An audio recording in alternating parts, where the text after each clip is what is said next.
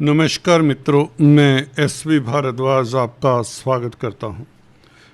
20, 21, 22 जुलाई कितना खास रहने वाली है, क्या होने वाली है, क्या अनहोनी हो सकती है और अचानक से होगी।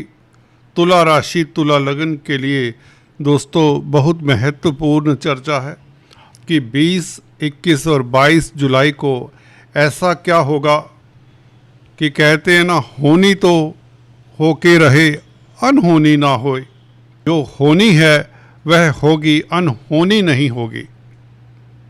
अचानक होगी ये बात भी निश्चित है। उसमें कौन से ग्रहों का योगदान है उसकी बात करेंगे। मैं वो आपको बताने जा रहा हूँ इस वीडियो में, इस चर्चा से, जो आपको निश्चित तौर से अचंभित कर देगा, जो आपके लिए ऐसा समाचार होगा जो आपने कभी सोचा ना हो।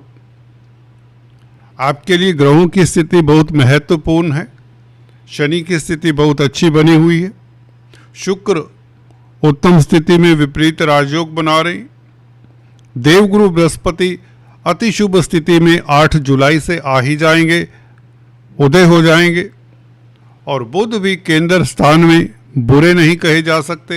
हालांकि 26 जुलाई को बुध भी 11वें भाव में आ जाएंगे और भी अच्छी स्थिति में होंगे। भाग्य स्थान का मालिक 11वें भाव में हो तो बहुत अच्छा होता। मंगल केतु का तो जवाब नहीं, क्योंकि उपचय स्थान है।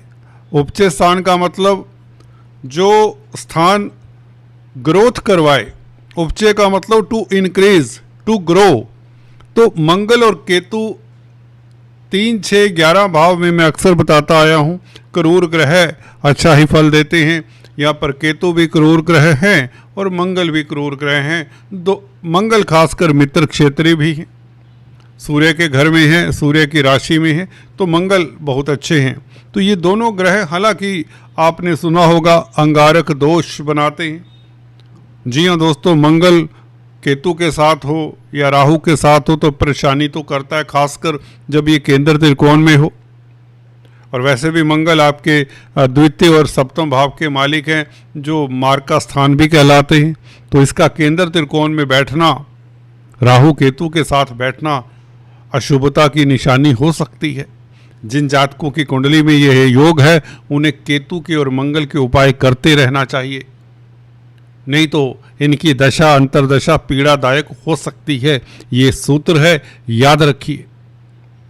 तो मंगल केतु परंतु 11वें भाव में या तृतीय भाव में या छठे भाव में इकट्ठे बैठे हो तो ये राजा बनाते हैं, शत्रुहंता बनाते हैं। दोस्तों, आपने पूर्वा फाल्गुनी नक्षत्र का नाम तो सुना होगा, जरूर सुना होगा, क्योंकि सबसे उत्तम नक्षत्रों में से एक ये नक्षत्र है। टोटल 27 नक्षत्र होते हैं दोस्तों। पहला नक्षत्र अश्विनी होता, आपको पता ही। तो पूर्वा फाल्गुनी नक्षत्र का मालिक कौन है? शुक्र। और ये उन नक्षत्रों में शुमार होता है जैसे रोहिणी नक्षत्र इत्यादि। चलिए, सभी का नाम नहीं ले सकते यहाँ पर, नहीं तो दिक्कत हो जाएगी। ज़्यादातर 5-6 नक्षत्र बहुत शुभ होते हैं, जो व्यक्ति को वैसे ही भाग्यशाली बना देते हैं। ऐसे नक्षत्रों में कोई पैदा हो जाए तो व्यक्ति भाग्यशाली होता है। पुनरावसु नक्षत्र, जो कि गुरु का नक्षत्र है, ये अपने आप में श्रेष्ठ नक्षत्र है। रोहिणी नक्षत्र चंद्रमा का नक्षत्र है।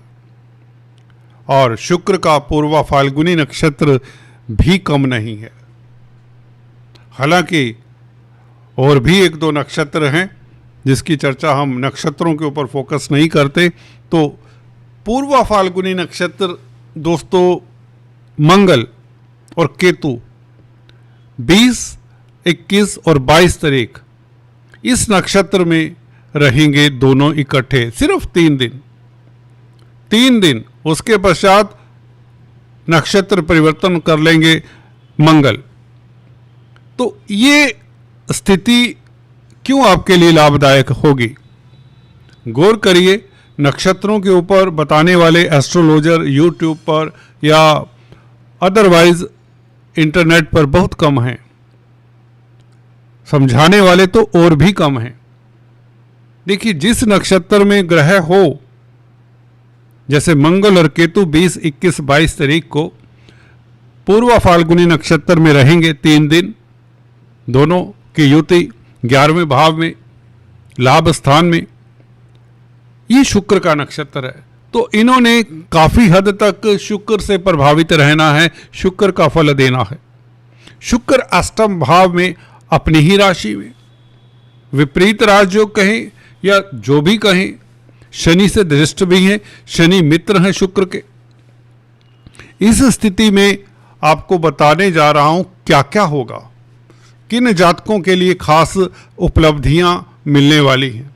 पहले तो आपकी लॉटरी के योग बनते हैं, आप लिख लीजिए।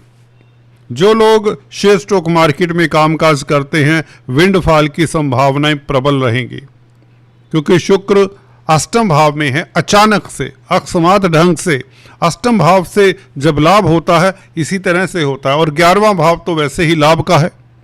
11वां भाव आपकी मनोकामनाओं को पूर्ण करने वाला है, तो यहां पर कोई मनोकामना भी पूर्ण होती दिखती है। अचानक से लाभ के साथ साथ कोई मनोकामना, कोई इच्छा पूर्ण होती दिखती है, क्योंकि वैसे भी धन भाव का मालिक है मंगल, 11वें भाव में लक्ष्मी योग बना रहा है। और इधर गुरु उदय हो चुके होंगे। सबसे बड़ी बात यह है, जो धन के कारक है, तो धन आने की स्थितियां तो गुरु ने पहले से ही बना देनी, 8 जुलाई से ही बना देनी। आज अभी 5 जुलाई है, तो 15 जुलाई, ये जो 20 जुलाई, 20, 21, 22 जुलाई, 15 दिन पश्चात स्थितियां निश्चित तौर से आपके लिए कारगर होंगी। क्या क्या होगा, चलिए सीधा बिंदु पर आते हैं। चर्चा को आगे बढ़ाने से पहले एक औपचारिकता, अगर आप पहली बार हमारे इस चैनल पर आए हैं और एस्ट्रोलॉजी सीखना चाहते हैं, ज्योतिष सीखना चाहते हैं, ज्योतिष सीख रहे हैं, तो अभी सब्सक्राइब कर लें। बेल आइकन के बटन को भी जरूर दबाएं, अन्यथा आप हमारे लेटेस्ट अपडेट्स मिस कर सकते हैं। लाइक किया करें, शेयर करें मित्रों के साथ, हमें काफ़ी तसल्ली मिलती है, एटलीस्ट हमारा मोराल बूस्ट होता है। दोस्तों, आपके साथ खुले खुले में ये बात बोल देता हूँ, एक फैमिली का एटमॉस्फेयर सा लगता है, आपसे बात करके बहुत अच्छा लगता है, मन को एक तसल्ली सी होती है तुला राशि वालों के लिए जब मैं कुछ वीडियो बनाता हूँ। शुक्र, देखिए शुक्र क्या है, शुक्र स्त्री वर्ग के कारक है, भौतिक सुखों के कारक है। और मंगल केतु 11वें भाव में बैठकर शुक्र के नक्षत्र में सबसे पहले आपको भौतिक सुख देंगे, संसारिक सुख कहें, और आपका लव लाइफ बेहतर होगा। पंचम भाव के ऊपर मंगल केतु की दृष्टि पूर्वा फाल्गुनी नक्षत्र में गोचर करते हुए राहु के ऊपर दृष्टि जो कैटलिस्ट का कार्य करेगा, तो लव लाइफ बेहतर, शेयर स्टॉक मार्केट से लाभ और अचानक से लाभ।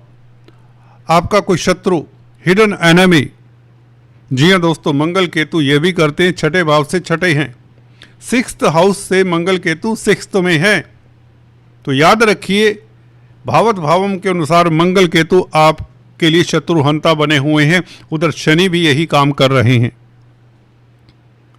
तो इस अवधि में शुक्र को बल मिल जाता है। मंगल केतु 11वें भाव में बैठे हुए शुक्र के नक्षत्र में आप प्रबल शत्रुहंता तो रहेंगे, अचानक से आपकी चिंताओं का हरण होगा। अचानक से कोई शुभ समाचार मिल जाए, कोई इनकम का ग्राफ बढ़ने का साधन बन जाए, कोई मांगलिक कार्य का योग बन जाए, घर परिवार में संतान को लेकर कोई शुभ समाचार मिल जाए, क्योंकि 5वां भाव मंगल केतु का प्रभाव शुक्र से प्रभावित होकर 5वें भाव को देख रहे हैं मंगल केतु। ठीक है, तो सीधा 5वां भाव जो कि पूर्व पुण्यों का भाव है, दैवीय कृपा आपके ऊपर रहनी सर्टेन है, कोई रोक नहीं सकता। विंडफॉल, ऊपर वाला जैसे छप्पड़ फाड़ कर धन देगा। शुक्र के कारण आपको और क्या मिल सकता है, अगर आप कोई गोपनीय कार्य कर रहे हैं, कोई गुप्त कार्य है, कोई रिसर्च कर रहे हैं, कोई प्लान कर रहे हैं, कोई बिजनेस का सोच रहे हैं, उसे गुप्त ही रखें, उसे जाहिर ना करें, तो उसमें आपको सफलता जल्दी मिलती। आपका दाम्पत्य जीवन सुखद रहेगा, ये भी बता दें आपको। तो ये मंगल केतु के कारण आपका समाज में प्रतिष्ठा बढ़े, राजनीति में है तो कोई सुखद समाचार मिल जाए, उच्च पद पर नामांकित हो जाएं। ये सब संभव है मंगल केतु के कारण, जो कि लग्नेश के नक्षत्र में है। 11वें भाव में बैठे पंचम भाव को देख रहे। पंचम भाव स्पेकुलेशन के साथ साथ राजनीति का भी होता है। पॉलिटिक्स में हैं, शासन सत्ता से जुड़े हुए हैं, तो निश्चित तौर से आपको सुखद समाचार मिले, कोई उच्च पद मिल जाए, जॉब में तरक्की हो जाए। नौकरी को लेकर परेशानी है तो नौकरी में आपको कोई सुखद फल मिल जाए। बिजनेस में कोई बड़ा लाभ हो जाए, कोई बड़ी डील, कोई बड़ा प्रोजेक्ट जो काफ़ी समय से रुका हुआ है, लिगेसी से लाभ होते देखा गया है। ये अष्टम भाव का ये कमाल है। शुक्र अष्टम में बैठा हुआ विपरीत राजयोग का ऐसे फल देगा। और लग्नेश भी है अष्टम भाव में, शुक्र हो, गुरु हो, बुध हो। मैं अक्सर बताता आया हूँ, अगर मित्र क्षेत्रीय हैं, उच्च के हैं, तो बुरा फल नहीं देते, ये आपको पता है।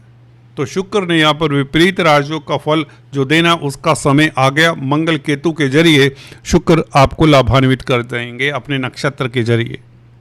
तो एनीवेज, आज चर्चा में इतना ही। Please do subscribe, like and share. Thanks for watching this video. God bless you.